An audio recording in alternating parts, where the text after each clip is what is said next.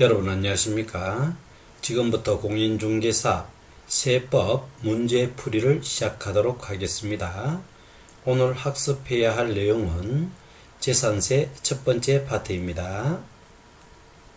첫 번째, 주택의 납세지는 주택 소유자의 주소지를 관할하는 시, 군, 지방자치단체인 구이다.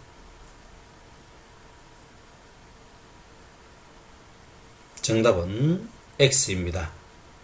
토지, 건축물, 주택의 재산세는 해당 자산의 소재지를 관할하는 주택 소유자의 주소지가 아니죠. 해당 자산의 소재지를 관할하는 시군, 구를 일컫는 것입니다. 해당 주택의 소재지이지 주택 소유자의 주소가 아니란 말이죠. 선박의 납세지는 선적항의 소재지, 선적항이 없으면 정계장의 소재지, 그리고 정계장이 일정하지 않으면 선박 소유자의 주소지가 되어집니다. 또 항공기는 등록 원부에 기재된 정치장, 정류하고 배치해 놓는 장소죠. 그죠? 그래서 정치장의 소재지이며 등록하지 않은 경우는 마찬가지로 소유자의 주소지입니다. 두 번째, 상속이 개시된 재산으로서 상속 등기가 이행되지 아니하고 사실상의 소유자를 신고하지 아니한 때에는 법령이 정하는 주된 상속자가 납세 의무자가 된다.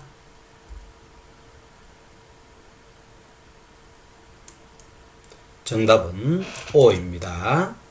상속 등기가 이행되지 아니하고 사실상 소유자를 신고하지 않을 때는 법령이 정하는 상속자 순서가 있습니다. 한번 보겠습니다. 첫 번째는 지분이 큰 자, 두 번째 지분이 모두 같다면 그 집에 거주하고 있는 자, 또 거주하는 자가 없으면은 연장자 순으로 납세 의무자가 결정되어집니다.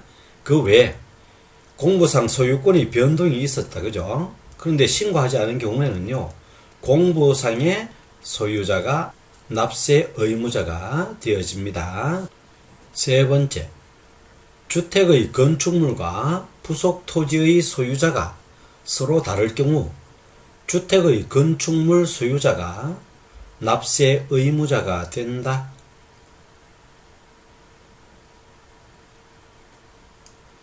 정답은 X입니다. 납세 의무자에 대해서 간단히 한번 알아보겠습니다. 공유재산은 그 지분권자가 납세 의무자가 되어집니다. 근데 지분 표시가 없는 경우가 있죠.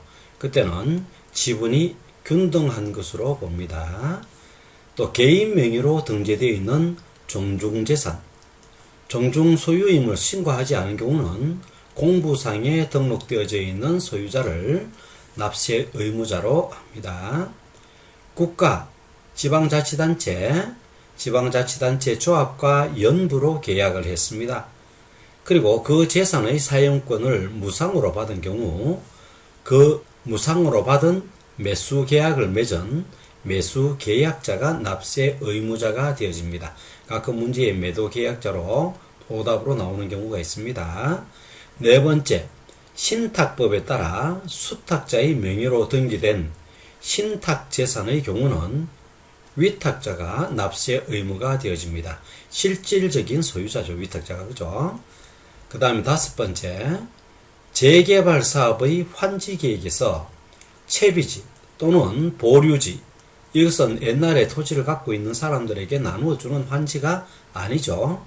그렇기 때문에 이 같은 경우 납세 의무자는 사업을 시행하는 사업 시행자가 되어집니다. 외국인 소유의 항공기, 선박을 임차하여 수입하는 경우는 수입하는 자가 납세 의무자가 됩니다. 너무 당연하죠. 일곱 번째, 파산 선고 후 파산 종결의 결정까지 파산재단에 속하는 재산의 경우는 공부상에 등록되어져 있는 소유자가 바로 납세 의무자가 되어집니다. 내용이 많으니까 계속 반복하여 듣고 익힐 수 있도록 합시다. 네 번째, 재산세 과세 기준일 현재 소유권의 귀속이 분명하지 아니하여 사실상의 소유자를 확인할 수 없는 경우는 사용자가 납세 의무자이다.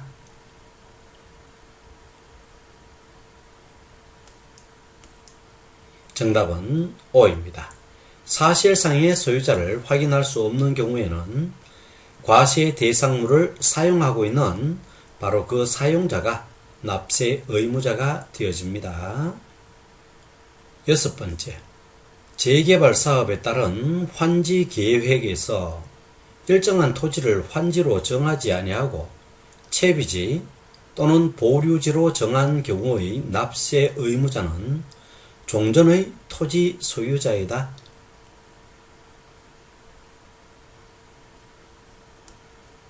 정답은 X입니다. 앞에서 나왔던 내용이죠. 재개발 사업의 환지 계획에서 채비지 또는 보류지로 정한 경우에는 사업 시행자가 납세 의무자가 되어집니다.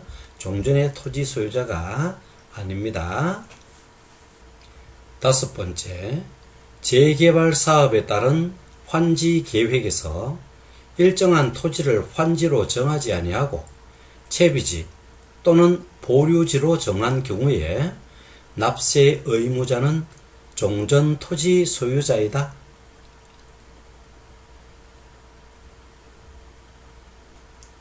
정답은 X입니다. 앞에서도 나왔는 문제인데요. 재개발 사업의 환지 계획에서 채비지 또는 보류지로 정한 경우에는 종전 토지 소유자가 아니라 사업 시행자이죠. 채비지와 보류지는 종전 토지 소유자에게 환지로 나누어 주는 것이 아니잖아요. 채비지는 공사 대금을 마련하기 위한 땅이고요. 보류지는 아직 용도가 정해지지 않은 땅이 되겠죠. 그렇기 때문에 이런 것들은 종전의 토지 소유자와는 아무런 관계가 없습니다. 기타 납세 의무자에 대해서 빨리 한번 읽어보고 지나가겠습니다. 반복만이 가장 좋은 학습입니다. 공유재산은 그 지분권자들이 바로 납세 의무자입니다. 개인 명의로 등재되어 있는 종중재산인데 신고하지 않은 경우 누구의 소유인지 그죠? 그때는 공부상의 소유자. 그 다음에 국가 지자체, 지자체 조합과 영부로 계약했을 때는 매수계약자, 부상으로 받을 경우에 매수계약자. 네 번째, 신탁법에 따라 수탁자의 명의로 등기된 신탁재산도 수탁자로 등기하였지만 실제적인 소유주는 위탁자이기 때문에 위탁자가 바로 납세 의무자가 되어지는 것입니다. 여섯 번째, 외국인 소유 항공기 선박 임차에 수입하는 경우는 수입업자, 파산 선고에서 파산 종결의 결정까지 파산재단에 속하는 재산의 경우는 공부상의 소유자. 반복해서 학습하도록 합시다. 여섯 번째, 신탁법에 따라 수탁 명의로 등록된 신탁재산의 경우에는 그 위탁자가 납세 의무자가 되어진다.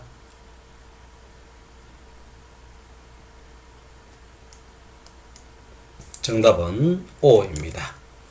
신탁법에 따라 수탁자의 명의로 등록되어졌지만 실질적인 이 재산의 소유자는 바로 위탁자가 되어지죠. 그러므로 납세 의무자는 위탁자가 되어집니다.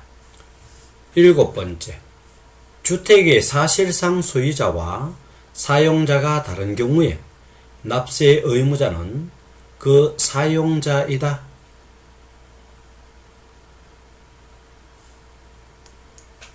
정답은 X입니다. 주택의 사실상 소유자가 주인이 되어지죠. 그죠? 그래서 그 사람이 납세 의무자가 되어지는 것입니다. 여덟 번째, 사실상의 취득 가격을 등록 면허세의 과세 표준으로 하는 경우 등록 당시에 재산 재평가의 사유로 그 가액이 달라진 때에는 자산 재평가 전의 가액을 과세 표준으로 한다.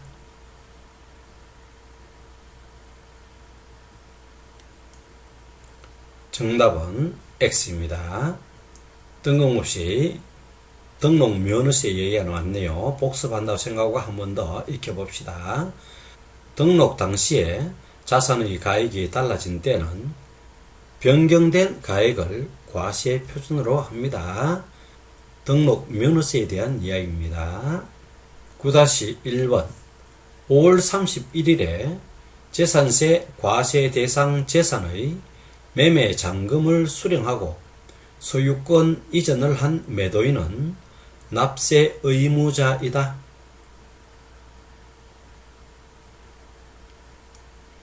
정답은 X입니다. 재산세의 과세 기준일은 6월 1일이죠. 그러므로 5월 31일 매도를 하고 매매 잔금을 다 수령하고 소유권을 이전하였기 때문에 매수자가 납세 의무자가 되어집니다. 9-2번 신탁법에 따라 수탁자의 명의로 등록된 신탁재산의 수탁자가 재산세 납세 의무자가 된다. 정답은 X입니다. 위탁자라 그랬죠. 9-3번 재개발 사업에서 환지 계획에서 일정한 토지를 환지로 정하지 아니하고 채비지로 정한 경우 종전 토지 소유자가 재산세 납세자이다. 정답은 X입니다. 채비지, 보류지인 경우 사업 시행자가 납세 의무자가 되어진다 그랬죠. 10번째, 국가가 선수금을 받아 조성하는 매매용 토지로서 사실상 조성이 완료된 토지의 사용권을 무상으로 받은 경우 재산세를 납세하지 않아도 된다.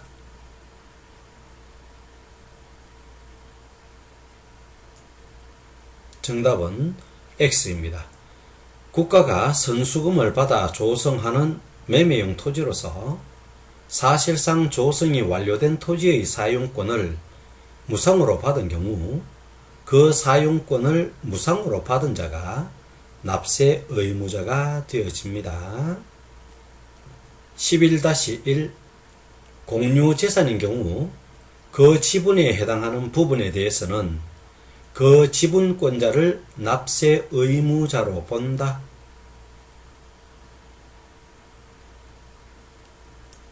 정답은 O입니다.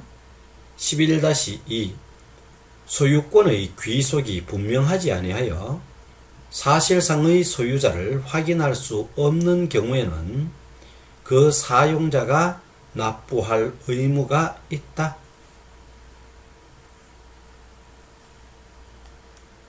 정답은 O입니다. 11-3 지방자치단체와 재산의 과세 대상 재산을 연부로 매매 계약을 체결하고 그 재산의 사용권을 무상으로 받은 경우에는 그 매수 계약자를 납세 의무자로 본다.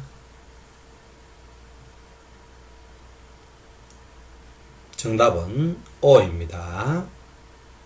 12번째, 상속이 개시된 재산으로 상속 등기가 이행되지 아니하고 사실상의 소유자를 신고하지 아니하였을 때는 공동상속인 각자가 받았거나 받을 재산에 따라 납부할 의무를 진다.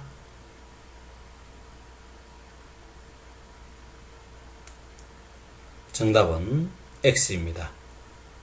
상속이 개시된 재산으로 상속 등기가 이행되지 아니하고 사실상의 소유자를 신고하지 아니하였을 때는 행정안전부령에서 정하는 주된 상속자, 이 주된 상속자가 바로 납세 의무자가 되어집니다. 주된 상속자의 순위는 첫 번째 지분이 큰 자가 되어지고요. 지분이 모두 같다면 실제로 거주하는 자, 실제로 거주하는 자가 없다면 연장자가 주된 상속자가 되어집니다. 13-1 토지는 재산세 과세 대상이다. 정답은 O입니다. 13-2 주택은 재산세 과세 대상이다. 정답은 O입니다. 13-3 건축물은 재산세 과세 대상이다. 정답은 O입니다. 13-4 법령에 의해 신고된 20타석 이상의 골프 연습장은 재산세 과세 대상이다. 정답은 O입니다. 13-5 선박은 재산세 과세 대상이다. 정답은 O입니다. 13-6 항공기는 재산세 과세 대상이다.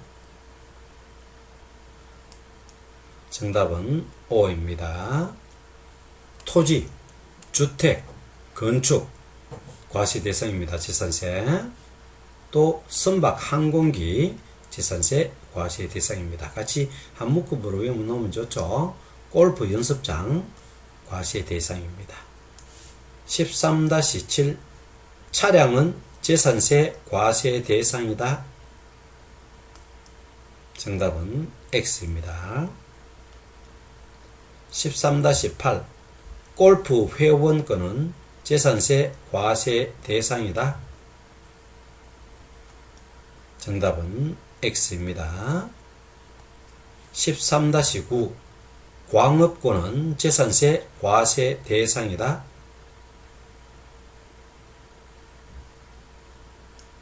정답은 X입니다. 차량, 골프 회원권, 광업권 이런 것들은 재산세의 과세 대상이 아닙니다. 토지, 거기에 정착되어져 있는 주택, 건축물 과세 대상이고요. 선박, 항공기 과세 대상이고요. 골프 연습장 과세 대상입니다. 20타석 이상. 13-10 시가 표준액 4천만원인 비업무용 자가용 선박은 재산세 부과 대상이다.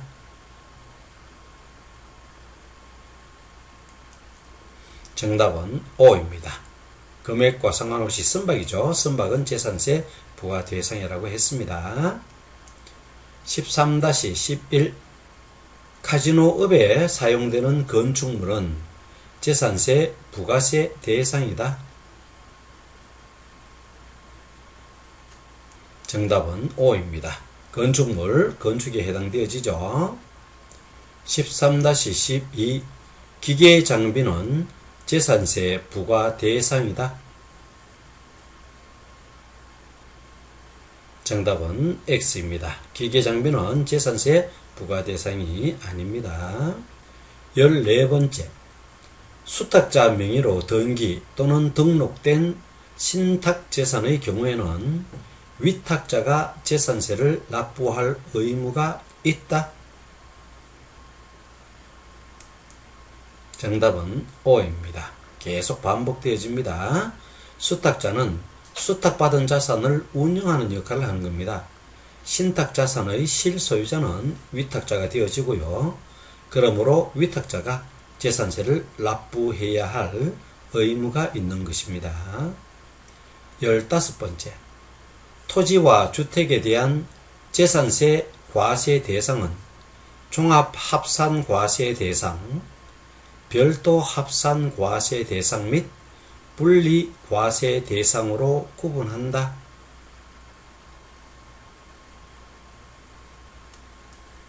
정답은 X입니다. 종합합산과세 대상, 별도 합산과세 대상, 분리과세 대상은 토지에 해당되어지는 겁니다. 첫 번째, 종합합산과세 대상 토지는 기준 면적을 초과하거나 무허가 건물이 있는 토지도 종합합산과세 대상 토지입니다. 나대지. 또 종합합산과세 대상은 토지 가격의 2%에 미치지 않는 건축물은 건축물이 없는 것으로 간주한다. 그죠? 1억이면은 100만 원이다. 건물이. 그러면은 2%가 안 되죠. 그러면은 이런 것은 건축물이 없는 것으로 간주한다라는 것이죠. 1%밖에 안 되잖아요. 토지 가격의 2% 이상의 건축물은 건물 부지의 3배까지만 별도 합산 과세합니다. 나머지는 전부 다 종합 합산 과세를 하겠다는 거죠. 뒤에 가서 하겠지만 종합 합산 과세가 조금 더 세금이 조금 더 많습니다. 그죠? 자, 두 번째, 별도 합산 과세 대상 토지는 주로 사업용 토지를 기준으로 보면 되겠습니다. 내용이 대단히 많습니다. 자, 세 번째, 분리 과세 대상 토지는요, 마찬가지로 내용이 대단히 많은데, 국가가 보호해야 할 토지, 또 지원해줘야 할 토지, 또 그리고 중과 세금을 많이 붙여야 할 필요가 있는 사회적 관리 대상 토지, 도와주거나 보호하거나 지원하거나 중과하거나 어떤 관리가 필요한 토지, 이런 것들의 대상이 되어지는 것들이 바로 분리과세 대상입니다. 예를 들면 농지, 임야, 농촌, 영농하는 또 농지, 그 다음에 인가를 받아 사업 중인 임야, 이런 것들은 전부 다 분리과세 대상 토지가 되어집니다. 그리고 사치성 과세 목적물, 이런 것들은 중과 대상이 되어집니다. 16번째, 주택 부속 토지의 경계가 명백하지 아니한 경우 그 주택의 바닥 면적의 20배에 해당하는 토지를 주택의 부속 토지로 한다.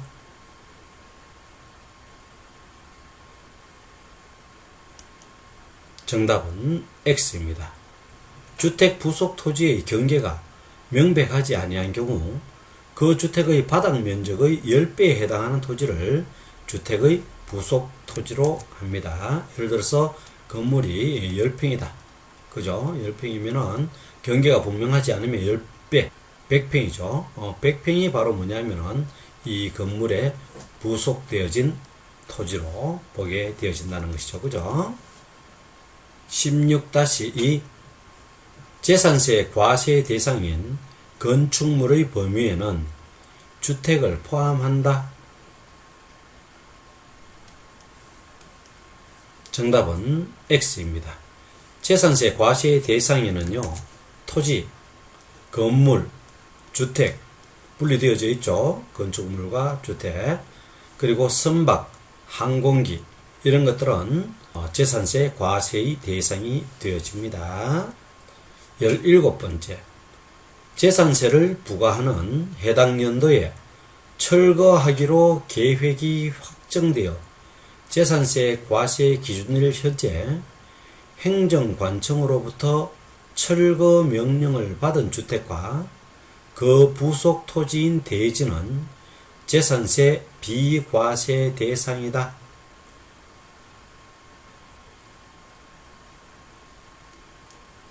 정답은 X입니다. 재산세를 부과하는 해당 연도에 철거하기로 계획이 확정되어 건축법에 따라 재산세 과세 기준일 현재 철거 명령을 받은 건축물은 비과세 대상입니다. 주택이 아니죠. 건축물입니다. 18번째, 도로법에 따른 도로와 그 밖의 일반인의 자유로운 통행을 위하여 제공할 목적으로 개설된 사설 도로는 재산세를 과세하지 않는다.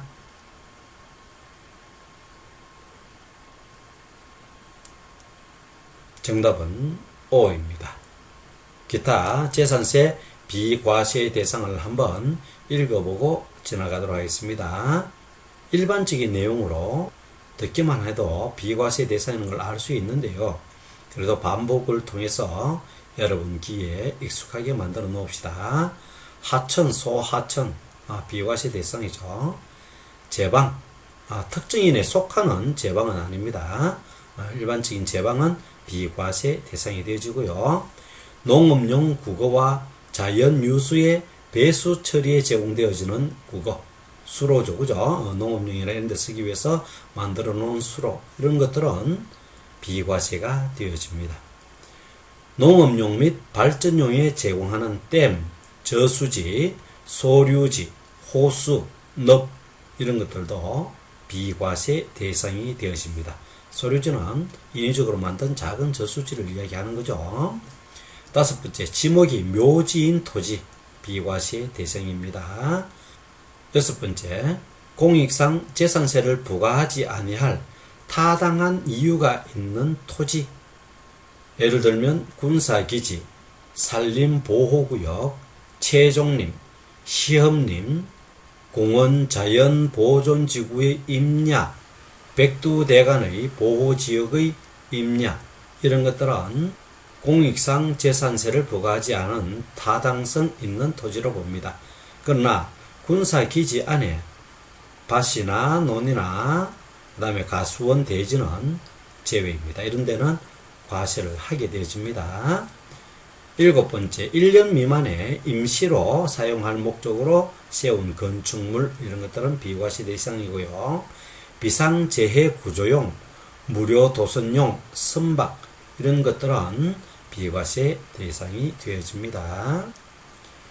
19번째, 지방자치단체가 1년 이상 공용으로 사용하는 재산으로서 유료로 사용하는 재산은 재산세 비과세 대상이 아니다. 정답은 O입니다. 국가, 지방자치단체, 지방자치단체 조합이 1년 이상 공용 또는 공공용으로 사용하는 재산에 대해서는 재산세를 부과하지 않습니다. 1년 이상 사용할 것이 계약서상에 의하여 입증되는 경우입니다. 그러나 유료로 사용하는 경우 이때는 재산세를 부과하게 되어집니다. 20번째, 공동주택의 재산세 과세 표준은 법령에 따른 시가 표준액에 100분의 60을 곱하여 산정한 가액으로 한다.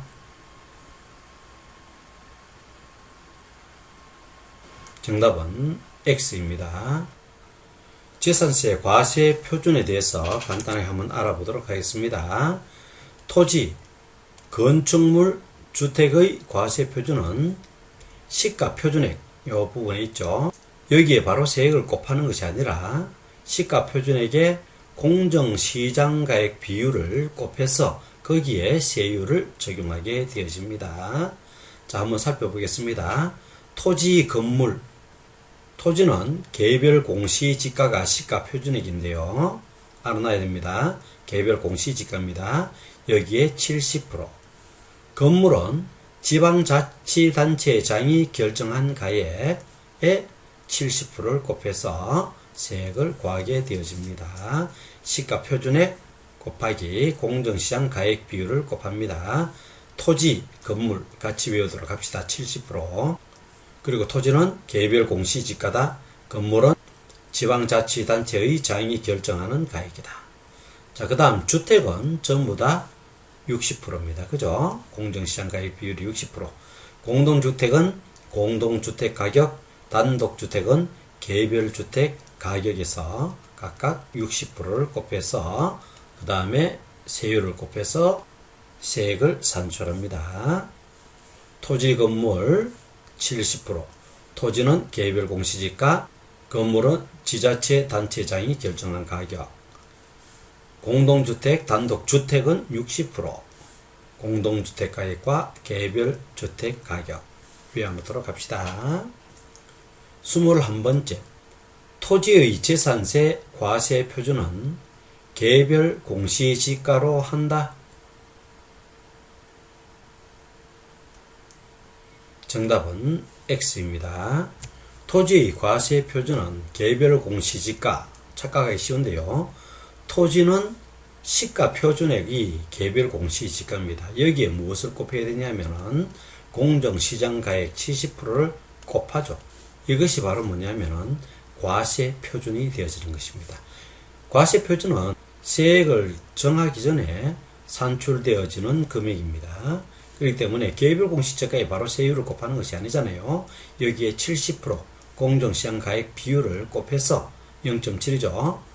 그리고 난 다음에 여기에 세율을 곱한단 말이에요. 그러면 요 두 개가 곱한 것이 바로 뭐냐면은 과세 표준이다라고 이야기합니다. 22번째. 건물의 재산세 과세 표준은 개별 공시지가에서 공정시장 비율 100분의 70을 곱하여 산정한 가액으로 한다. 정답은 X입니다. 건물은 지방자치단체장이 결정한 가액에서 70%를 곱한 것이 과세 표준이 되어집니다. 그죠? 그래서 이 과세 표준에 세율을 곱하면 되는 거죠. 그래서 요거 왜 안 하겠죠? 토지는 개별 공시지가, 토지, 건물은 지자체장이 결정한다. 그 다음에 공동주택은 공동주택가격, 단독주택은 개별주택가격을 기준으로 한다. 23-1 단독주택의 재산세 과세 표준은 토지, 건물을 일체로 한 개별주택가격으로 한다.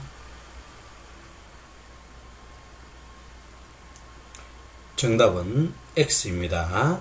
재산세 부과 대상은 토지, 건물, 주택 각각 과세 표준을 고해서 재산세를 납부하는 것이죠. 그러므로 토지와 건물을 일체로 정하지는 않습니다. 23-2 건축물의 재산세 과세 표준은 거래 가격 등을 고려하여 시장, 군수, 구청장이 결정한 가액으로 한다. 정답은 X입니다.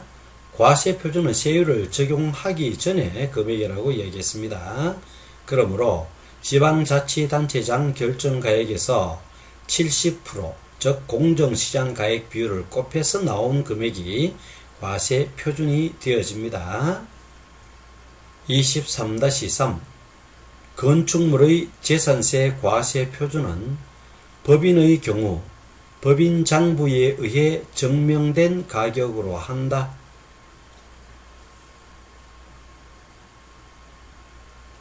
정답은 X이죠. 건축물은 지방자치단체장 결정가액이라 했습니다.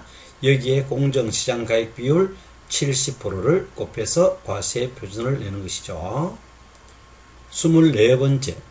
건축법 시행령에 따른 다가구 주택은 1가구가 독립하여 구분 사용할 수 있도록 분리된 부분을 한 구의 주택으로 보며 이 경우 그 부속 토지는 건물 면적의 비율에 따라 각각 나눈 면적을 한 구의 부속 토지로 본다.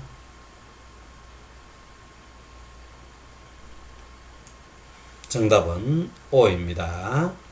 독립하여 구분 사용할 수 있도록 분리된 부분이 있다면 이 부분을 하나의 주택으로 볼 수 있죠. 그죠? 그러면 그 부속 토지는 건물 면적의 비율에 따라 그죠? 나누어졌기 때문에 몇 구로 나누어질 수 있죠. 이 비율에 따라 똑같이 나누어서 배분할 수 있는 것이죠. 그죠? 건물 면적의 한 구는 100평이고 50평이면 땅의 300평이면 300평 3분의 2 그죠? 3분의 2 200평은 이 사람 A 그 다음에 100평은 B라는 사람에게 부속 토지가 속해 있는 것으로 보면 되겠죠. 25번째 지방자치단체의장은 세율 조정이 불가피하다고 인정되는 경우 조례로 정하는 바에 따라 표준 세율의 100분의 50 범위에서 가감할 수 있으며 가감한 세율은 5년간 적용한다. 정답은 X입니다. 세율 조정이 불가피하면 50% 범위 내에서 가감할 수 있습니다. 그러나 가감 세율의 적용은 해당 연도에만 해당되어지는 것이죠. 5년간 적용이 틀린 것입니다. 26번째. 토지와 건물의 소유자가 다른 주택에 대해 세율을 적용할 때 해당 주택의 토지와 건물의 가액을 소유자별로 구분 계산한 과세 표준에 해당 세율을 적용한다. 정답은 X입니다. 주택을 2명 이상이 공동으로 소유하거나 또는 토지와 건물의 소유자가 다를 경우 해당 주택의 토지와 건물의 가액을 합산한 후 표준주택의 세율을 적용하게 되어집니다. 27번째, 법령에 따른 별장과 고급주택은 1000분의 40, 그 밖의 주택은 누진세율을 적용한다. 정답은 X입니다. 언뜻 보면 착각하기 쉬운 건데요. 별장의 경우에는 4%, 1000분의 40이 맞습니다. 그러나 고급주택은요, 주택과 마찬가지로 누진세율을 적용하게 되어집니다. 9억 이하의 1주택은 0.05에서 0.35입니다. 1가구 주택에 대한 혜택이 좋죠. 그런데 그 밖에 주택에 대한 고급주택 포함입니다. 누진세율에 대해서 한번 알아보도록 하겠습니다. 6천 이하는 0.1입니다. 6천 초과해서 1억 5천만원 이하는 0.15가 되어집니다. 1억 5천 초과해서 3억 사이에는 0.25가 되어집니다. 3억 초과는 0.35가 아니고 0.4입니다. 그죠? 그래서 이렇게 외웁시다. 6천, 그 다음에 1억 5천, 3억, 이 세 개만 외우면 됩니다. 그죠? 6천 이하는 0.1, 그 다음에 6천에서 1억 5천 사이는 0.15, 그죠? 그 다음에 1억 5천 초과해서 3억 이하는 0.25, 0.1, 0.15, 0.25, 3억 초과는 0.35가 아니라 0.4가 되어집니다. 무엇이죠? 주택입니다. 주택. 주택에 대해서 토지는 뒤에서 다시 한번 알아보도록 하겠습니다. 6천, 1억 5천, 3억, 0.1, 0.15, 0.25, 0.4. 그 다음에 9억 이하의 1주택은 0.05에서 0.35. 그 다음에 별장 등과 같은 것은 4%에 해당되어집니다. 토지에 관계되어지는 누진세율이라든지 적용세율은 다음 재산세 2번에 가서 다시 한 번 더 살펴보도록 하겠습니다. 시간은 많이 걸렸지만 문제가 반복되어진 것을 우리는 알 수 있죠. 그래서 다양한 문제를 다양한 형식으로 반복해서 풀어봄으로써 문제에도 익숙하고 또 반복을 통해서 귀에 익숙하게 하는 그런 연습을 계속해야 되겠습니다. 반복하여 들어봅시다. 반복만이 학습의 최선입니다. 대단히 수고 많았습니다. 여러분의 행복을 빌겠습니다. 이상 마치겠습니다.